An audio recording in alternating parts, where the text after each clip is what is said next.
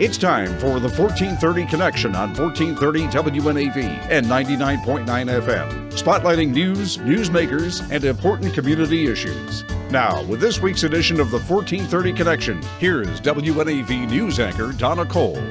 This program was pre-recorded. Unfortunately, the number of water-related deaths in Maryland has risen since then. Please wear your life jackets. Welcome to the 1430 Connection. This is Donna Cole. In the studio with me today is Cameron Brown and Julie Brown, no relation to one another, with the Maryland Natural Resources Police. They are the Safety and Education Outreach Unit. Julie is the Boating Safety Coordinator.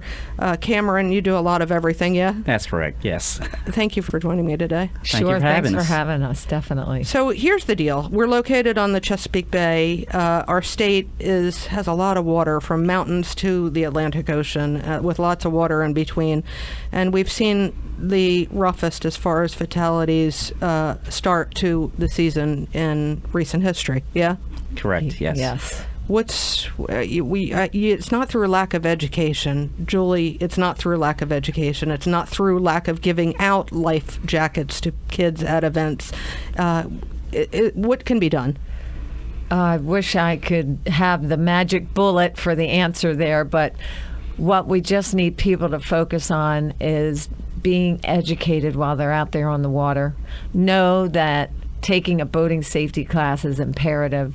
Know that wearing your life jacket is imperative, and having all your safety gear ready and available so that when something does happen, you're ready and you're not trying to get ready. How many years have you been with? 23. So you've been through this a lot. Yeah. How many of the boating fatalities, the people that have died out in Maryland waterways, do you think knew how to swim? Oh, that's a tough one. I'll be honest with you, knowing how to swim is very, very important, yes. However, most people learned how to swim in something as simple as a YMCA or local swimming pool.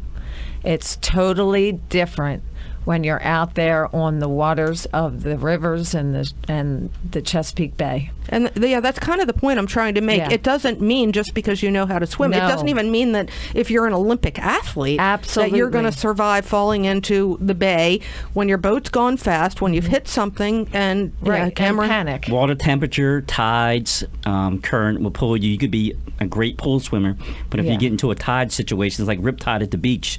That's what happens. It can pull you away. And that happens really, really quickly. Yes. And And a lot of time, the person who is involved in the accident, who's in the water, can see land. It's not like they're out in the middle of the ocean and there's no land in sight. They can see the shore, hence, in their brain, they're thinking, I know how to swim. Right. I'm just going to swim back. Well, that is a big no-no because, for one, you need to be seen. And if you're with a boat, you and the boat can be seen that much better than just you, and you probably aren't going to make it back to that shore. While we're on the subject of rip currents, rip tides, why is that so? Why are they so dangerous, Cameron? Because it's hard to swim against. I said you're being pulled and you're trying to get out of a situation, and it's just pulling you and using all your strength and energy, and you're not making progress. So you just get tired eventually and worn out, and eventually there's nothing you can do. Wave for help. That's what you can do. Wave for help. Make sure the lifeguard knows if you're on a beach. Make sure the lifeguard knows you're in trouble. Quite often there's signs up that says there's a rip tide warning current. Yeah, it's just you're fighting the Atlantic Ocean, and it's going to win if you don't know what to do. Swim side to side. Even at places along the bay, let's say it might not be the ocean, but you still can have that effect with the tide and the wind that will carry you out. Right.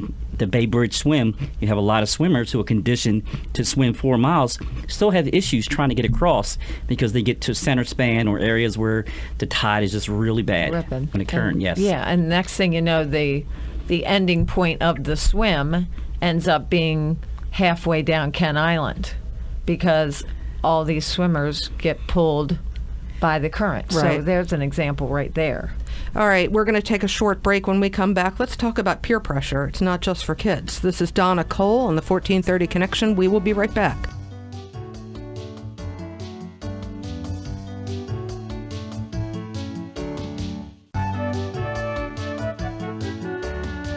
Welcome back to the 1430 Connection. This is Donna Cole. I'm in the studio today with Sergeant Cameron Brown and Julie Brown from the Natural Resources Police. They are the Safety and Education Outreach Unit.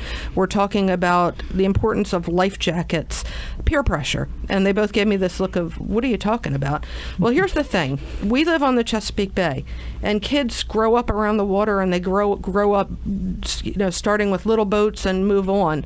And once they get to the teenage years, they're done with their life jackets. And so recently I had a situation where I said to my kid, who was going out with another kid on a boat, wear your life jacket. I was asked by somebody, does she know how to swim?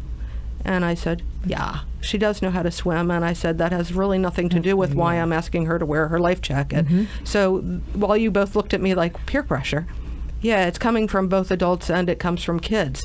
This is why it's so important. I think people get this message that it doesn't make a difference if you know how to swim. You should be wearing it. Yeah, it absolutely doesn't make a difference if you know how to swim. You should be wearing it. And just because the law says, under the age of 13 must be wearing it, when you turn 13, there shouldn't be a, yay, I don't have to wear my life jacket anymore kind of party. And that's what some people think. They get to a certain age and it's like, magically, I'll be safe without my life jacket. Absolutely not true. Cameron, especially, and this doesn't mean especially you should wear your life jacket at any particular time of the day or year, but nighttime boating, we've seen some accidents. We've recently seen an accident on the Severn River that was fatal. The person probably knew the Severn River inside and out, right?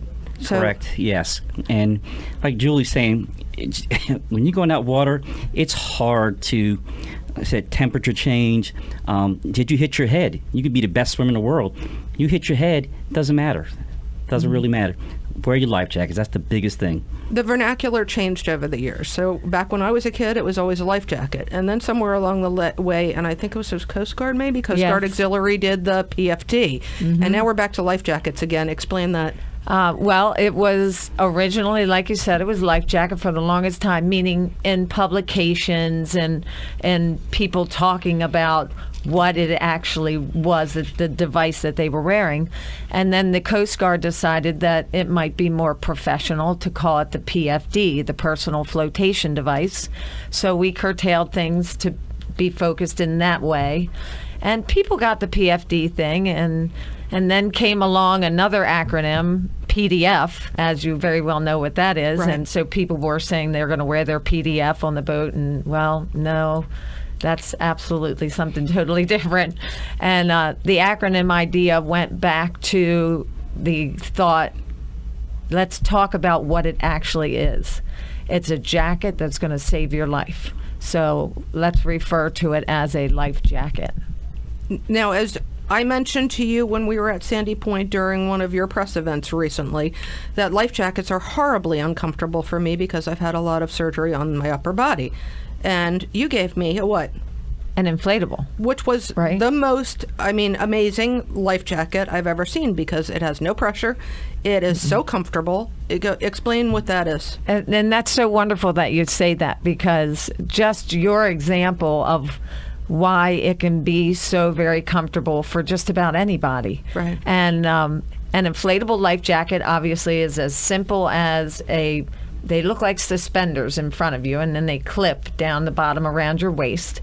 And you don't want it tight against your body like a regular life jacket because it's going to expand when you pull it. So when it expands, if it's too tight around your waist, obviously you're going to get a good squeeze in. Right. So basically, all you do when you need it, you pull that cord, and the CO2 cartridge inside will automatically inflate your life jacket, and you're good to go. It honestly was the most miraculous life jacket I have ever worn. There was no pressure on my stomach. There was no pressure on my chest. It is so comfortable. And these are available for purchase out in wherever you can buy a life jacket. In Annapolis, there's many places. Eastern Shore, anywhere there's water, you can find boating supply stores. Yeah. Mm-hmm. Oh, absolutely. It's good to hear that you, like I said, it touched you like that, because we just want people to wear them. And if that's comfortable for you, other people can try the same thing. Just comfort, but we want you to wear something. So what are the laws? Have a boat. How many life jackets have to be on the boat? Well, it's a little complicated at times with the variety of different things. So the law encompasses all boating, with where it says every person on board a boat must have a life jacket that is Coast Guard approved and fits them perfectly. That person. So you don't want to have a kiddie-size life jacket for a full-size adult, obviously, on board. And by the way, kids do change size rather rapidly if you do not have kids. Yes, so that's another interesting fact that we find, that they have the life jackets over and over, and they're just in the boat. Right. And they forget that, my they've 5-year-old is grown now up. 10 years old. Yeah, exactly. So now the law for children is under the age of 13, so 12 and younger, must wear in a boat that is less than 21 feet in length while it is underway. When they're anchored or moored, they can take the jacket off. For adults, anybody over the age of 13 has to have a life jacket on board. Now, mind you, if you're out there by yourself, think about it. Something happens, you trip, you slip, you whatever, and you go overboard. Oh, but I had my life jacket with me. Right. Who's throwing it to you? Right. And, by the way, this brings up a story. A friend of mine was a child, was out on a sailboat with his father. His father went over trying to get something. Dad was gone. Right. I did a small program for the Cub Scouts, and I was very, stern to them about the importance of wearing their life jacket.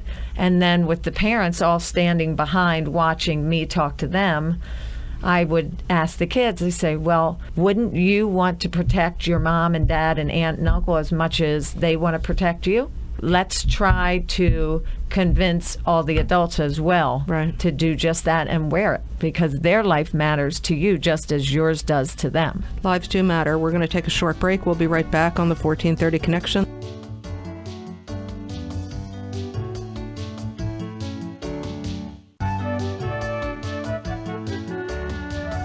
Welcome back to the 1430 Connection. This is Donna Cole. I'm in the studio with Julie Brown and Sergeant Cameron Brown. They're not related to one another, but they do both work for the Maryland Natural Resources Police. They're the Safety and Education Outreach Unit. Julie is the boating safety coordinator. We're talking about the importance of life jackets. We have a helmet law here in the state of Maryland for people that ride bikes, motorcycles, and bicycles, and they save lives. I'm looking at a Reuters news article. Drowning deaths among boaters in Victoria, Australia fell from almost 60 in the years before a law required everyone to wear, this goes back a few years, a personal flotation device, to 16 afterwards, according to a new study. Do we need a law at this point? I know this is personal opinion, and you're going to get into what... Would you like to see a law, a mandatory life jacket law? There are states that have them, right? That's a really tough one. Yeah, that's a tough one. Okay, do you let's put it a different way.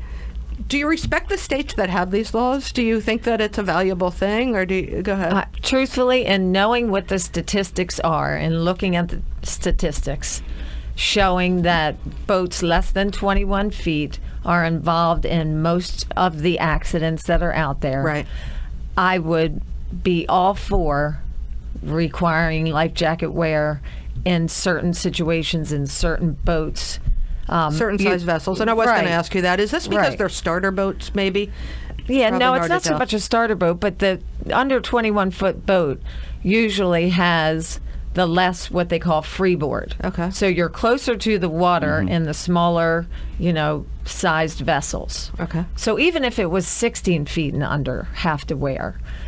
Those are the ones where you're closest to the water and your potential for falling out of your vessel is a lot higher. So maybe start there with life jacket wear. But when you start talking about that and it's a recreational activity and it's people's choice. People are going to That's hear the big this thing. and It's a get recreational- wound up. yes. Yes, I get that. How many? This number is subject to change by the time you hear this being aired, because this won't air. I know we're knocking wood. We hope it doesn't change. How many deaths have we had this year on Maryland waterways? Well, unfortunately to say, before the 4th of July weekend, we have had 9 fatalities this summer. or the season. It's not even, is it the first day of summer yet? Yes. We have been gone Yeah. past the first Okay. day of summer. Yeah, so that's a lot, right? It's more than the past 6 years, I believe. It's How- the highest start in the boating season for us here in Maryland. According to one of the posts on your Natural Resources Police Facebook page, since the start of 2013, 82 people have died in boating accidents in Maryland waters. Only 9 were wearing life jackets. 82 people have died. Only 9 were wearing life jackets. 18 of those victims died in the last 18 months, and none of them was wearing a life jacket. Almost all the victims were within sight of shore, and in most cases, help was on the way. A life jacket buys you time until rescuers can reach you. Don't gamble with your life. Hashtag wear it. And we have Splash the water dog, stuffed animal, sitting by us wearing Yes, a life wonderful. jacket. Hi, Splash. So yes, let's not forget about our 4-footed friends. Those with paws should also be wearing life jackets. As a matter of fact, I was told a heartbreaking story just last week of a small little dog that went off the end of the dock and he ended up drowning. So that's sad. They do have life jackets for pups too. And they do work. And by the They way, do. your dogs, your working dogs with the Natural Resources Police wear life jackets. They do. I've seen them. Yes. Yes. So Absolutely. People think all dogs can swim. Doesn't matter. So, like you said, they can take a wave or they can get hurt and they can drown just like people can. Spanish-speaking people this year that Yes. have lost lives. There's been a higher than normal number there. Absolutely. There has been a higher than normal number with the Hispanic population, which is very unfortunate. So You're reaching out to yeah, the- our efforts are to reach out to the Spanish community and get signage up at the launch ramps in both English and Spanish, and hopefully reach those folks so that they understand the importance. What have I missed here, Julie and Cameron, that you would like to relay that I haven't covered? Well, as they would say, nothing really good happens after 9 p.m. on the water. And usually when it's after 9 p.m., as Cameron is shaking his head, it involves the alcohol. And the alcohol has now set in from an entire day of being out on the water in a boat that moves up and down, sideways, wind and water and swimming. And now it's 9 p.m. and you want to come home back to the dock, and that 2 or 3 drinks that you had throughout the day or more are now tripled. Their effect are tripled because of all what I just mentioned. They're Yep. called stressors. And you know, like when you go to the beach and you hang out on the beach all day, Yeah. you think to yourself, gosh, it's so relaxing. But when you come back to the hotel, if you're at Ocean City, you feel like you ran a marathon and Yep. you really just hung out on the beach all day. Don't drink and boat. Do not drink and boat. Save your drinking for, you know, the patio at home, the pier, wherever, but, you know, keep it on land and save the fun memories on the boat for that. And I think what also to add what Julie said is when you drink, your reaction time, if you said like it's tripled, so this your reaction time is not going to be the same if you've been drinking all day. Trust me, as an officer on a boat for 8 hours, there's days that I would go home so tired and kind of rocky, and that was Unstable. just sober, Yeah. just being out all day. And the law for operating intoxicated is exactly the same as in your car on land. So it's .08 is intoxicated. Thank you both for being here today. Thank Thank you you. for having us. Appreciate it very much. Boat safely. This is Donna Cole on the 1430 Connection. We will see you next week.